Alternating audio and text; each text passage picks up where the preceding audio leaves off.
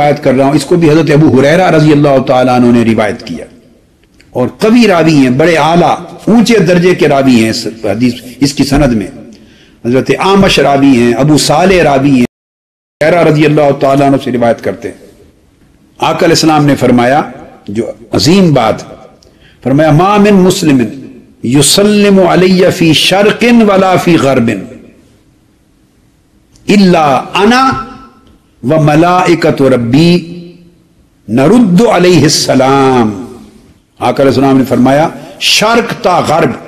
کوئی مشرق میں ہو یا مغرب میں، کوئی امتی مجھ پر جب درود و سلام پڑھتا ہے،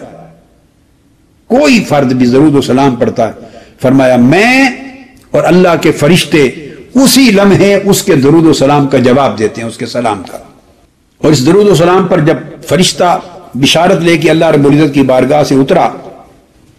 امام نسائی نے اسے روایت کیا ہے سنن میں، جسے حضرت سہل بن سعد ساعدی رضی اللہ تعالیٰ عنہ روایت کرتے ہیں کہ آقا علیہ الصلوۃ والسلام باہر تشریف لائے تو آپ کے چہرے انور پہ خوشی تھی، مسکراہٹ تھی، آپ مسکرا رہے تھے، دمک رہا تھا چہرہ مبارک صلی اللہ تعالی وسلم خوشی سے، سرور سے۔ تو حضرت ابو طلحہ رضی اللہ تعالیٰ عنہ حضرت سہل بن سعد ساعدی کے ساتھ تھے اکٹھے۔ تو حضرت سہل بن سعد فرماتے ہیں کہ میں نے عرض کیا بے ابی انت و امی یا رسول اللہ صلی اللہ علیہ وسلم، میرے ماں باپ آپ پر قربان ہوں، انی لأری السرور فی وجہک، میں آپ کے چہرے انور پر بڑی خوشی کے، مسرت کے آثار دیکھ رہا ہوں۔ کیا وجہ ہے؟ آقا علیہ السلام نے فرمایا اجل انہ اتانی جبریل آنفا، ابھی ابھی میرے پاس جبریل آیا تھا اور جبریل پلٹ کے گیا ہے۔ یا رسول اللہ کیا خبر لایا ہے؟ آقا علیہ السلام مسکرا رہے تھے، خوش تھے۔ فرمایا جبریل نے کہا یا محمد من صلی علیک مرتن او قال واحدتن کتب اللہ لہ بعشر حسنات ومحا عنہ بعشر سیئات رفع لا بعشر درجات۔ تو جبرائیل امین خبر لائے ہیں میرے پاس کہ یا رسول اللہ جو شخص ایک بار بھی آپ پہ درود پاک پڑھے گا، اللہ تعالیٰ اس ایک بار درود پاک کی عوض 10 نیکیاں اس کے نام اعمال میں لکھ دے گا، 10 گناہ معاف کر دے گا، 10 درجات بلند کر دے گا، اس خوشخبری پر کہ میرا امتی ایک درود پڑھے اور 30 گنا اجر ملے، 30 گنا۔ باقی نیکیوں پر اجر صرف 10 گنا ملتا ہے کم از کم،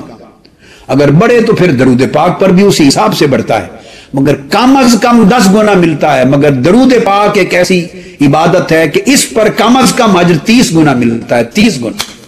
10 نیکیاں لکھی جاتی ہیں، 10 گناہ معاف ہوتے ہیں، 10 درجات بلند ہوتے ہیں، 30 گنا اجر ملتا ہے درود پاک۔ اور اگر ہلکا درود کی شکل میں اجتماعی پڑھیں تو آپ اندازہ کر لیں کہ کتنی برکات اس میں بڑھ جائیں گے۔ اور ایک حدیث ہے عبداللہ ابن مسعود رضی اللہ تعالیٰ عنہ سے مروی، آقا رسول اللہ نے فرمایا من لم یصلی علی فلا دین لہ، جو شخص مجھ پر درود و سلام نہیں پڑھتا اس کا دین ہی کوئی نہیں، وہ شخص بے دین ہے، بے دین اور بے ایمان ہے وہ شخص۔ یہ دوسری طرف مذمت کا عالم دیکھیے۔ اور امام ترمذی نے پھر روایت کی عبداللہ ابن مسعود رضی اللہ تعالیٰ عنہ سے، آقا علیہ السلام نے فرمایا ان اول الناس بی یوم القیامہ اکثرہم علی صلاۃ، کہ قیامت کے دن میں اس شخص کو اپنے سب سے زیادہ قریب بٹھاؤں گا اور اس شخص کو سب سے زیادہ اپنے قریب رکھوں گا، میرے ساتھ ساتھ قریب قریب وہ شخص ہوگا سب سے بڑھ کر کہ جو سب سے زیادہ درود پاک پڑھنے والا ہوگا۔ جو زندگی میں جتنی کثرت سے درود پاک پڑھے گا اتنی ہی کثرت سے اسے میرا قرب نصیب ہوگا قیامت کے دن۔ میری مجلس میں چلتے ہوئے بیٹھتے ہوئے جہاں جاؤں گا میں اس کو قریب رکھوں گا۔ یہ کون لوگ ہیں یا رسول اللہ؟ آپ کے بہت قریب۔ آقا علیہ السلام فرمائیں گے یہ مجھ پہ کثرت سے درود و سلام پڑھنے والے تھے۔ اور پھر اس درود و سلام کی برکت کا عالم یہ ہے، حضرت انس ابن مالک رضی اللہ تعالیٰ عنہ روایت کرتے ہیں، آقا علیہ السلام نے فرمایا ما من عبدین متحابین یستقبل احدہما صاحبہ ویصلیان علی النبی صلی اللہ علیہ وآلہ وسلم الا لم یتفرقا حتی تغفر لہما ذنوبہما ما تقدم منہا وما تأخر۔ آقا علیہ السلام نے فرمایا کوئی دو شخص جو آپس میں محبت کرتے ہیں اور محبت اور پیار کی وجہ سے آپس میں ملتے ہیں، اگر وہ ایک دوسرے کو ملتے ہوئے جب ایک دوسرے کے ساتھ چہرہ کریں ایک دوسرے کی طرف اور ملیں، اور ملاقات کے وقت اگر ملاقات تو کرنی ہی ہے مگر مجھ پر درود پاک پڑھ دیں۔ کوئی دو شخص باہمی ملاقات اور مصافحہ کے وقت اگر مجھ پر درود پاک پڑھ دیں تو آقا علیہ السلام نے فرمایا وہ مجھ پر درود پاک پڑھ کے اس کے بعد پھر اپنے اپنے کام جانا ہے تو جائیں۔ فرمایا اس وقت تک وہ ایک دوسرے سے جدا نہیں ہوتے جب تک اللہ تعالیٰ ان کے گناہ معاف نہیں کر دیتا۔ ان کے درود پاک پڑھنے کے سبب سے ان کی ملاقات میں ہی ان کی بخشش کا مجدہ جانفزا سنا دیا جاتا ہے۔ تو یہ چند ایک حدیث میں نے بیان کر دی اس برکت کے لیے کہ آپ حلقات درود قائم کریں، گوشہ درود کے مشن کو پھیلائیں، حلقات درود میں فروغ دیں اور گھر گھر حلقہ درود بنا دیں، گھر گھر اس طریق سے فیملی بیسڈ حلقہ درود۔ اس کے لیے کچھ حدیث دے دی اور چند ایسے روحانی برکات کا تذکرہ کر دیتا ہوں، دو تین جو آقا علیہ الصلوۃ والسلام کی درود پاک پڑھنے کے نتیجے میں لوگوں کو نصیب ہوئے اور جن کا ذکر عام کتابوں میں نہیں ائمہ حدیث نے اپنی کتب میں کیا، جیسے امام ابن القیم نے جلاء الافہام میں کیا، امام سخاوی نے القول البدیع میں کیا، ائمہ حدیث نے بڑے بڑے اکابر نے جن کو لیا، ان میں سے دو تین بیان کر دیتا ہوں۔ امام سخاوی بیان کرتے ہیں کہ امام حسن البصری رضی اللہ تعالیٰ عنہ آپ کی خدمت میں ایک خاتون آئی اور انہوں نے جا کے عرض کیا کہ امام حسن بصری رضی اللہ تعالیٰ عنہ کو کہ میری بیٹی کی وفات ہو گئی ہے اور میں چاہتی ہوں خواب میں اس کو دیکھوں۔ سو میں نے آپ کی خدمت میں حاضری اس لیے کی کہ آپ مجھے بتائیں کہ کیسے میں اس کو خواب میں دیکھ سکوں۔ تو امام حسن بصری رضی اللہ تعالیٰ عنہ نے فرمایا کہ تو 4 رکعت نوافل ادا کر اور ہر رکعت میں سورہ فاتحہ ایک بار پڑھ کے پھر سورہ الہاکم التکاثر پڑھ، اور یہ نماز عشاء کے بعد، پھر اس کے بعد لیٹتے ہوئے آقا علیہ الصلوۃ والسلام پر درود پاک پڑھتی رہو جب تک تجھے نیند نہ آ جائے۔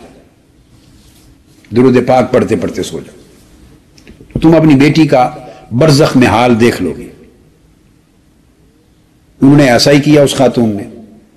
کیونکہ امام حسن بصری رضی اللہ تعالیٰ عنہ کا زمانہ ہے تو صاف ظاہر خاتون تابعین کا دور ہے اور تبع تابعین کا، تو کوئی تابعیہ ہے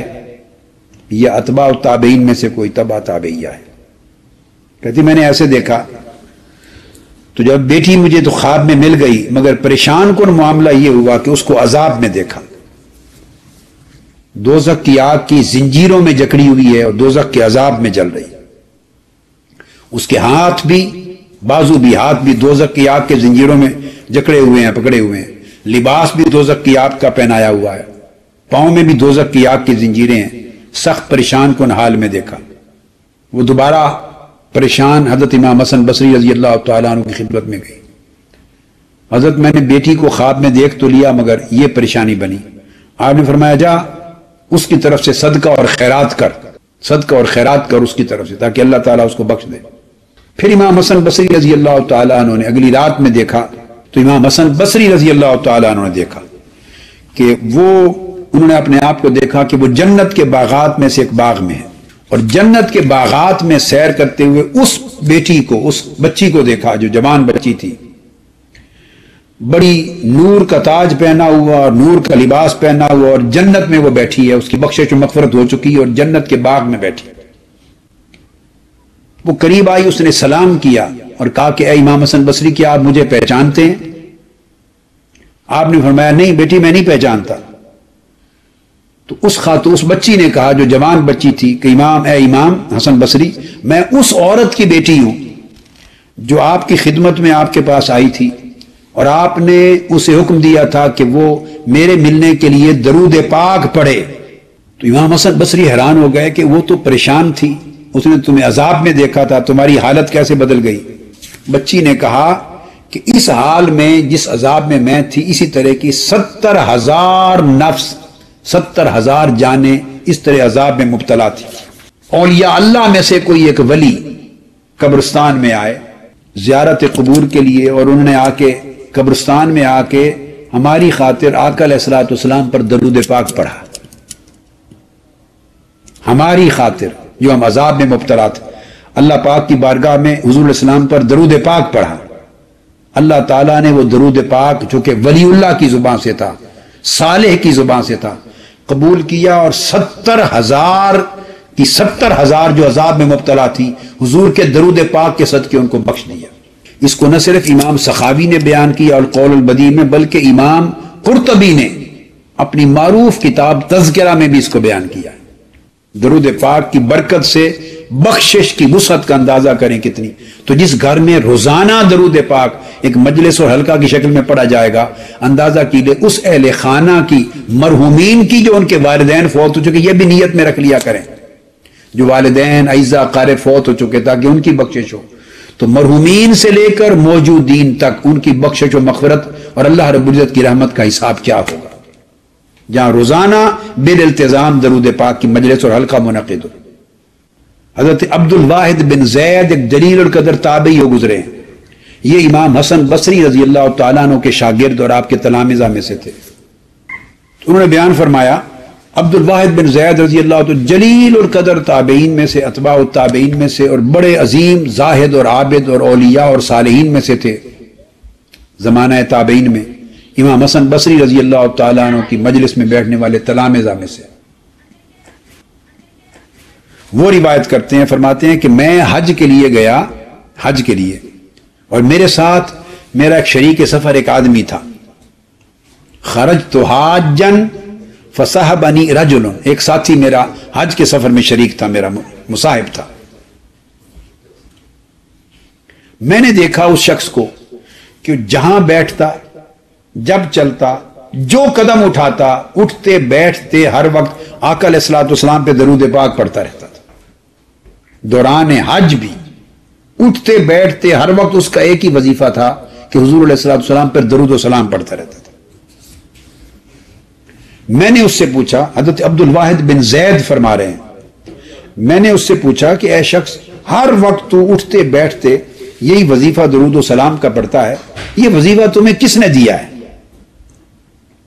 تو اس نے مجھے سنایا۔ اب یہ دور تابعین کا یاد رکھ لیں، اور اتباع التابعین کا دور ہے، چونکہ ان کے ساتھ جو مصاحب ہے وہ بھی تابعین اور اتباع التابعین میں سے ہے۔ تو اس تابعی یا تبع تابعی جو بھی ان کے ساتھ ہے، انہوں نے جواب دیا کہ کئی سال قبل، وظیفہ مجھے یوں ملا کہ کئی سال قبل میں مکہ معظمہ آیا اور میرے ساتھ میرا والد تھا، میں اپنے والد کے ساتھ ہم سفر تھا، مکہ معظمہ پہنچے۔ مکہ معظمہ پہنچنے سے پہلے کسی منزل پہ ہم رکے تو رات کو میرے والد کی ڈیتھ ہو گئی، وفات ہو گئی، اور جب اس کی وفات ہو گئی تو میں نے دیکھا تو اس کا چہرہ بالکل سیاہ رنگ کا ہو گیا، مسخل گیا، اس کا چہرہ سیاہ رنگ کا کر دیا گیا۔ میں بڑا سخت پریشان ہوا، دکھی ہوا، میں نے اپنے والد کے چہرے کو ڈھانپ دیا کپڑے کے ساتھ کہ سیاہ چہرے کی میت بڑی پریشانی کی باعث بنی، اور بڑا رنج و علم اور غم ہوا مجھے۔ اور پھر میں نے دیکھا اچانک کہ 4 سیاہ رنگ کے فرشتے، کالے رنگ کے، لوہے کے حدید کے لاٹھیاں لے کر، 2 اس کے سرانے، 2 اس کے بائیں قدموں کی طرف کھڑے ہوئے ہیں، یعنی عذاب کے فرشتے کھڑے ہیں۔ وہ جب روح قبض کرنے کے لیے آئے تو عذاب کے فرشتوں کو بھی دیکھا میں نے، اس کو جو ایک اس کے سرانے دائیں طرف، ایک بائیں طرف، ایک قدموں کی طرف، ایک دائیں طرف، ایک بائیں طرف، ایک سرانے کی طرف، سب کھڑے ہیں۔ تو میں اتنا پریشان دکھی تھا کہ میری سمجھ میں کچھ نہیں آ رہا تھا اب کیا کروں، رویا دھویا پریشان ہوا۔ اچانک میں نے دیکھا کہ ایک شخص خوبصورت سفید نورانی چہرے والا اندر آیا اس کمرے میں، جس حجرے میں میرے باپ کی میت پڑی تھی۔ اس نے سبز لباس پہن رکھا تھا، سبز چادر اور سبز لباس۔ وہ اندر آ گئے، اس نے ان عذاب والے فرشتوں کو کہا جو گرز لے کے کھڑے تھے لوہے کے، ان کو کہا ہٹ جاؤ، اور وہ چادر ہٹائی میرے والد کے چہرے سے جو میں نے ڈال رکھی تھی، اور اپنے ہاتھ سے ان کے چہرے پر مسح کیا، اپنا ہاتھ پھیر دیا میرے والد کے چہرے پر، ہاتھ پھیر دیا، چادر ہٹی ہوئی تھی، ہاتھ پھیرا تو سیاہی دور ہو گئی اور میرے والد کا چہرہ نور کے ساتھ چمکنے لگ گیا، روشن ہو گیا، اور وہ جانے لگا۔ اس نے مجھے کہا اے غمزدہ شخص، بیٹے کھڑے ہو جا، قم فقد بید اللہ وجہ ابیک، کھڑے ہو جا، اب غم نہ کر، تیرے باپ کے چہرے کو اللہ رب العزت نے نور سے روشن کر دیا۔ میں دکھی پریشان تھا، خوشی کی انتہا نہ رہی، بے قابو ہو گیا، دوڑ کے میں نے وہ سبز لباس والی ہستی، نورانی شخصیت، ان کا دامن پکڑ لیا، پیچھے دوڑ کے دامن پکڑ لیا، اور میں نے کہا من انت بے ابی انت و امی، میرے ماں باپ آپ پر قربان ہو جائیں، آپ یہ تو بتائیں کہ آپ ہیں کون؟ آپ کون ہیں جنہوں نے اتنا بڑا احسان کیا اور دوزخ سے نکال کے میرے باپ کو جنت کا مسافر بنا دیا اور سیاہی ختم کر کے چہرے کو نور کر دیا اور عذاب کے فرشتے بھگا دیے، آپ ہیں کون؟ انہوں نے مڑ کے دیکھا، فرمایا قال انا محمد صلی اللہ تعالی علیہ وآلہ وسلم، میں محمد مصطفیٰ ہوں صلی اللہ علیہ وسلم، اور اس لیے کیا کہ تیرا باپ پوری زندگی، باقی اعمال نیک و بد ہر بندے کے ساتھ ہوتے ہیں، مگر پوری زندگی کثرت کے ساتھ اس نے مجھ پہ درود پاک پڑھا، اس کے کثرت سے درود پاک پڑھتے رہنے کے باعث آج میں اس درود کا بدلہ چکانے آیا، صلہ دینے آیا۔ وہ کہتے ہیں عبد الواحد بن زید کہتے ہیں کہ اس تابعی تبع تابعین نے کہا آقا علیہ السلام سے یہ بات اس دن کی سن کر آج کے دن تک فما ترکت الصلاۃ علی النبی صلی اللہ علیہ وسلم، پھر میں نے حضور کا درود چھوڑا ہی نہیں، اٹھتے بیٹھتے زندگی میں ہر قدم پر حضور کے درود ہی کو وظیفہ بنا لیا۔ اسی طرح امام سفیان ثوری رضی اللہ تعالیٰ عنہ روایت کرتے ہیں، امام سفیان ثوری فرماتے ہیں کہ میرے ساتھ ایک شخص حج پر تھا، اب راوی امام سفیان ثوری رضی اللہ تعالیٰ عنہ، میں نے اس کو دیکھا کہ وہ اپنے سفر کے دوران، حتیٰ کہ طواف کے دوران اور مینا میں، عرفات میں، مزدلفہ میں جہاں بھی گئے، وہ قدم نہیں اٹھاتا تھا جب تک ہر قدم پہ درود پاک نہ پڑھ لے، ہر قدم پہ درود پاک پڑھتا تھا۔ امام سفیان ثوری رضی اللہ تعالیٰ عنہ فرماتے ہیں کہ میں نے اس سے پوچھا فَقُلْتُ أَبِعِلْمٍ تَقُولُ هَذَا، کیا آپ یہ جو عمل کر رہے ہیں، ہر قدم پہ درود پاک پڑھتے ہیں اور دوسرا قدم رکھتے نہیں جب تک درود پاک نہ پڑھ لیں، کیا آپ کسی حدیث اور کسی روایت جو شرعی علم ہے، سند ہے، کسی علمی سند کی بنیاد پر یہ کام کرتے ہیں؟ قال نعم، اس نے کہا ہاں، میں علم شرعی کی سند کی بنیاد پر یہ کام کرتا ہوں۔ ثم قال، اس نے پوچھا من انتا، اے پوچھنے والے آپ کون ہیں؟ وہ نہیں جانتا تھا کہ یہ امام سفیان ثوری ہیں۔ اتفاق سے جیسے حج پر آپس میں ساتھی مل جاتے ہیں، ہم سفر ہو جاتے ہیں، آپ کون ہیں؟ قلت سفیان الثوری، میں نے کہا میں سفیان الثوری ہوں۔ قال العراقی، اس نے پوچھا سفیان ثوری جو عراق کے ہیں، یعنی جو امام ہے جلیل القدر؟ قلت نعم، میں نے کہا ہاں۔ اس کے بعد اس نے کہا کہ میں نے درود پاک ہر قدم پہ پڑھنے کا وظیفہ اس وجہ سے شروع کیا کہ اس نے کہا کہ میں 1 سال پہلے وقت میں اپنی والدہ کے ساتھ حج کرنے آیا تھا، میری والدہ نے مجھے کہا دوران طواف کہ بیٹے میری خواہش ہے کہ مجھے کعبۃ اللہ کے اندر داخل کرو، میں کعبۃ اللہ کے اندر جا کے عبادت کروں، دروازہ کھلا ہوگا، یہ اس زمانے کھول دیتے تھے، یہ تو تابعین کے بعد اتباع التابعین اور سلف صالحین کا زمانہ ہے۔ تو میری والدہ نے خواہش کی، سو میں نے اپنی والدہ کو اٹھا کے کعبۃ اللہ کے دروازے سے گزار کے اندر داخل کیا۔ جو ہی کعبۃ اللہ کے اندر میری والدہ داخل ہوئی، اس کا پیٹ پھول گیا، متورم ہو گیا اور چہرہ سیاہ ہو گیا، اور اس حالت میں میں پھر اس کے پاس پریشان ہو کر بیٹھ گیا۔ چہرہ متورم ہے، چہرہ بالکل سیاہ ہو گیا ہے اور پیٹ پھول گیا ہے اور قریب مرگ اس کی حالت ہو گئی ہے۔ میں پریشان ہو کے بیٹھ گیا، میں نے ہاتھ اٹھائے کہ باری تعالیٰ اب اس حالت میں اپنی والدہ کو کہاں لے کے جاؤں اور کعبۃ اللہ سے باہر بھی نکالوں تو بڑی شرمساری ہے، سب لوگ طواف کرنے والے کیا کہیں گے۔ اس حالت پریشانی میں تھا کہ اچانک سفید لباس پہنے ہوئے نورانی چہرے کے ساتھ کوئی شخص اندر داخل ہوا، اور اندر آ کر اس شخص نے میری والدہ کے چہرے کی طرف اشارہ کیا، فبیدہ، چہرہ روشن ہو گیا سفید نور کے ساتھ۔ پھر میری والدہ کے پیٹ کی طرف اشارہ کیا، فبیدہ، اس کا بطن بھی بالکل، اس کی سوجن ختم ہو گئی، اس کی سوجن اور سویلنگ، اور نارمل ہو گیا، پھر اس کی مرض ختم ہو گئی اور شفا یاب اور صحت یاب ہو گئی۔ جب وہ جانے لگے، وہ نورانی چہرے والے اس کو شفا یاب کر کے، اس کے چہرے کو منور روشن کر کے اور اس کی ورم دور کر کے جانے لگے، تو میں آگے دوڑا، میں نے عرض کیا من انت الذی فرجت عنی، اے میرے غم اور میرے اندوہ کو اور میری پریشانی کو اور میری مصیبت کو ختم کرنے والے آپ ہیں کون؟ بتائیں تو صحیح۔ انہوں نے جواب دیا قال انا نبیک محمد صلی اللہ تعالی علیہ وآلہ وسلم، میں تیرے نبی محمد مصطفیٰ صلی اللہ علیہ وآلہ وسلم۔ اور اس کی والدہ کی عادت کیا تھی کہ اس کی والدہ کثرت کے ساتھ آقا علیہ السلام پر درود و سلام پڑھا کرتی تھی، کثرت سے درود و سلام پڑھتی تھی۔ اس کے دیگر اعمال کی وجہ سے وہ گرفت میں آ گئی، مواخذہ ہو گیا، قریب اس کے کہ وہ مر جاتی یا اسی حال میں رہتی، تو آقا علیہ السلام نے کثرت سے درود پاک کا صلہ آ کے عطا فرمایا۔ تو میں نے عرض کیا یا رسول اللہ صلی اللہ علیہ وسلم، اب آپ نے اتنا بڑا کرم کر دیا تو مجھے کوئی نصیحت کر جائیے، حکم دے جائیے، میں کیا کیا کروں زندگی میں۔ آپ نے فرمایا اے بندے، اے میرے امتی، ایک ہی نصیحت ہے کہ کوئی قدم نہ رکھنا نہ اٹھانا جب تک ہر قدم پہ مجھ پہ درود و سلام نہ پڑھ لے۔ اس دن سے میں ہر قدم پر آقا علیہ السلام پر درود و سلام پڑھتا ہوں۔ یہ وظیفہ مجھے آقا علیہ السلام کی بارگاہ سے نصیب ہوا۔ خود امام شافعی ملے وفات کے بعد اپنے تلامذہ کو، انہوں نے پوچھا کہ آپ کے ساتھ اللہ رب العزت نے کیا معاملہ کیا؟ تو امام شافعی رضی اللہ تعالیٰ عنہ نے فرمایا کہ اللہ پاک نے مجھے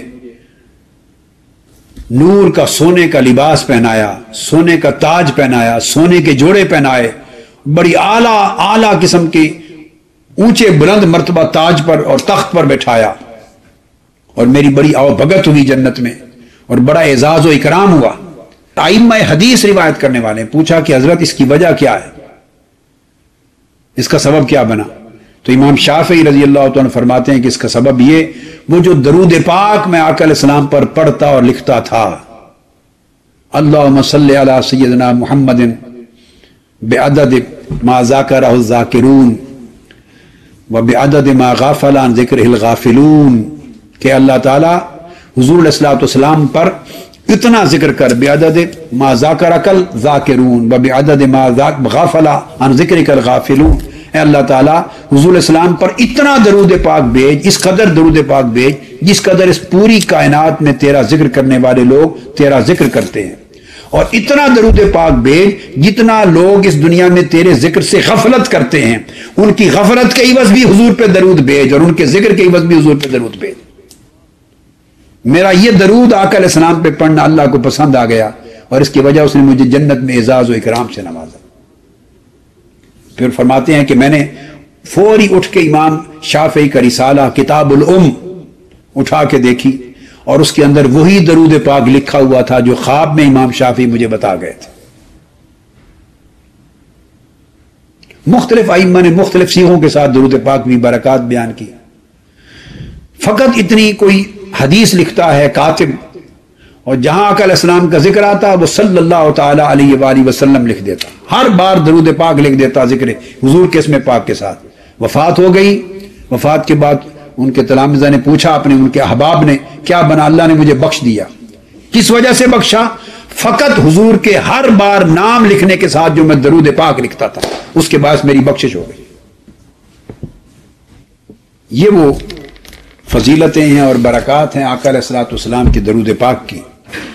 اگر آپ اس کو معمول بنا لیں، اپنی زندگی میں وظیفہ بھی بنا لیں، وضو کے ساتھ رہیں، چلتے پھرتے پاکیزہ جگہ ہو تو جب چل پھر رہے ہیں، گاڑی میں سفر کر رہے ہیں، درود پاک پڑھا کریں، اور گھر میں روزانہ کچھ دیر مقرر حلقہ درود قائم کر کے اجتماعی طور پہ درود پاک پڑھیں اور گوشہ درود میں شامل کریں اور آقا علیہ السلام کی بارگاہ میں بھیجیں۔ اس سے اللہ تبارک و تعالی دنیاوی حاجات بھی جملہ حاجات کو پورا فرما دے گا، مشکلات کو آسان فرما دے گا، مصائب و آلام کو دفع فرما دے گا، اور آخرت میں بھی بے حد و حساب نعمتوں، رحمتوں اور برکتوں کے ساتھ نوازے گا۔ اللہ تبارک و تعالی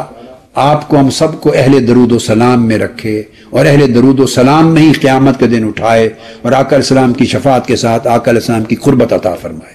اللہم صلی علی سیدنا مولانا محمد وعلی آلہ وصحبہ اجمعین۔ برحمتک یا ارحم الراحمین بحق لا الہ الا اللہ محمد رسول اللہ.